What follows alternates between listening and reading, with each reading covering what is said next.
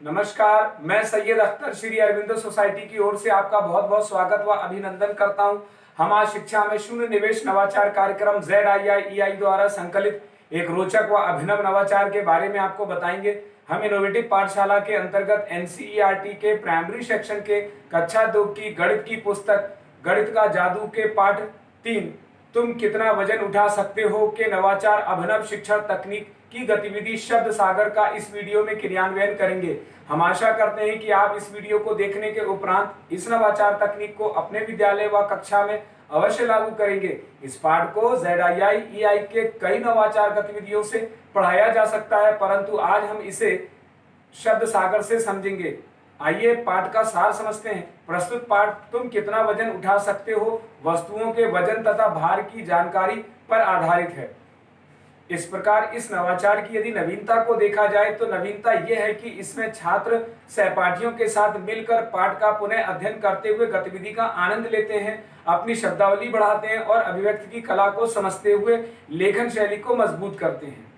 इस नवाचार की क्रियान्वयन प्रक्रिया के अंतर्गत पढ़ाए जा रहे पाठ की संकल्पना के पुनः अध्ययन के लिए पाठ पर आधारित चित्रों, शब्दों, वाक्यों, कहानी, कविता, मन की बात, समाचार आदि के माध्यम से वस्तुओं में भारी व हल्की की पर्ची बनाकर के पाठ को दोहराया जाता है। इस नवाचार की क्रियान्वयन अवधि के अंतर्गत इस नवाचार की क्रियान्वयन अवधि को में 20 मिनट का समय लगता है। पूर्व प्रबंधन के लिए शिक्षक एक रंगीन चार्ट पेपर, एक बॉक्स और एक स्केच पेन की व्यवस्था करते हैं। साथ ही शिक्षकों के लिए कुछ निर्देशों का पालन भी करना होता है, जैसे कि गतिविधि कराने से एक दिन पूर्व ही शिक्षक छात्रों को पाठ में आए हुए नए शब्दों, वाक्यों, कहानी, कविता, मन की बात, समाचार आदि के शब्दों की पर्ची बनाकर लाने के लिए कहते हैं। छात्र पर्ची के पीछे अपना नाम व कक्षा अवश्य लिखते हैं। शिक्षक सभी छात्रों की भागीदारी को भी सुनिश्चित करते हैं। साथ ही जिन छात्रों को शब्द और वाक्य को बोलने में कठिनाई होती है उनकी मदद भी की जाती है। पुनः अध्ययन एवं इस नवाचार की क्रियान्वयन की प्रक्रिया में पाठ से संबंधित नए शब्दों और वाक्यों से जुड़ी पर्ची बना करके पढ़वा करके वस्तुओं में हल्की और भारी से पाठ को दोहराया जाता है। इस गतिविधि को शुरू करने से पूर्व शिक्षक इस बात का ध्यान रखते हैं कि पाठ को पहले से पढ़ाया गया हो और उसकी व्याख्या भी की जा चुकी हो।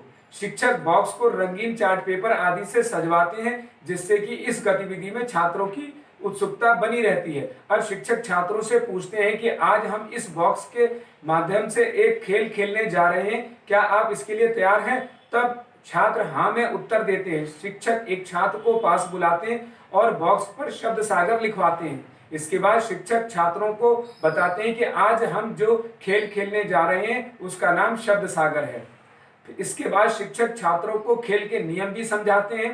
छात्रों द्वारा पहले से बनाकर लाई गई पर्चियों को बॉक्स में डलवाया जाता है। फिर एक छात्र को बुलाया जाता है, वो आगे आता है और बॉक्स से पर्ची निकालता है। छात्र किसी अन्य छात्र की पर्ची निकालता है और उस पर लिखे हुए नए शब्द को पढ़ता है। माना उस छात्र की पर्ची पर हाथी और बिल्ली में कौन भारी है लिखा है, तब छात्र बताएगा कि हाथी भारी होता है। इसी प्रकार दूसरा छात्र आएगा, वह भी पर्ची निकालेगा और पाठ के कॉन्सेप्ट के आधार पर उसमें लिखे शब्द को पढ़ेगा। माना दूसरे छात्र की पर्ची में कप और केतली लिखा है, तब छात्र पाठ के कॉन्सेप्ट के आधार पर बताएगा कि कप हल्का होता है।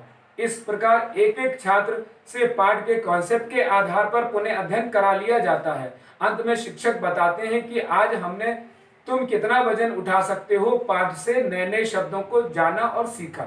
इस प्रकार निष्कर्ष रूप में कहा जा सकता है कि शब्द सागर गतिविधि से सीखने के अनेक प्रतिफल प्राप्त होते हैं, जैसे सामान्य तुलना का प्रयोग करते हुए हल्की और भारी वस्तुओं की तुलना करना, प्रयोग करके बातचीत करना तथा अपने स्तर पर प्रश्न पूछना आदि तथा पसंद के अनुसार अपनी कविता, कहानी, चित्र, पोस्टर आदि से छात्र आनंद उठाते हैं।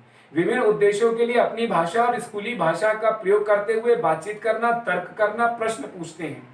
शब्द सागर गतिविधि से छात्रों में शब्दावली का विकास होता है, साथ ही सूक्ष्म और प्रत्यक्ष पहलुओं पर बारीकी का अवलोकन करने की क्षमता भी विकसित होती है।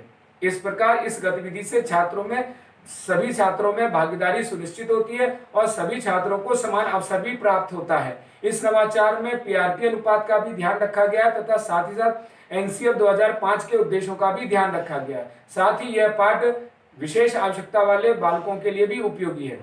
पाठ तुम कितना वजन उठा सकते हो को शिक्षक एक निर्धारित माह में ही पढ़ाते हैं। इस प्रकार इस नवाचार से छात्रों में गहन सोच के साथ आत्म जागरूकता, सृजनात्मकता, पारस्परिक संबंधों तथा जीवन कौशल मूल्य का विकास होता है। इस नवाचार से छात्र अभिनव शिक्षण तकनीक को समझते हैं। इस प्रकार कहा जा सकता है कि यह एक अभिनव नवाचार है। यह नवाचार आपको कैसा लगा हमें जरूर बताएं। हम ऐसे कई दिलचस्प नवाचार आपके लिए लाते रहेंगे। आपसे अनुरोध है कि आप हमारा YouTube चैनल सब्सक्राइब जरूर करें। अगर आप इस वीडियो को फेसबुक पर देख रहे हैं तो हमारा फेसबुक पेज लाइक करना ना भूलें। इस वीडियो को देखने और लाइक करने के लिए आपका बहुत बहुत धन्यवाद।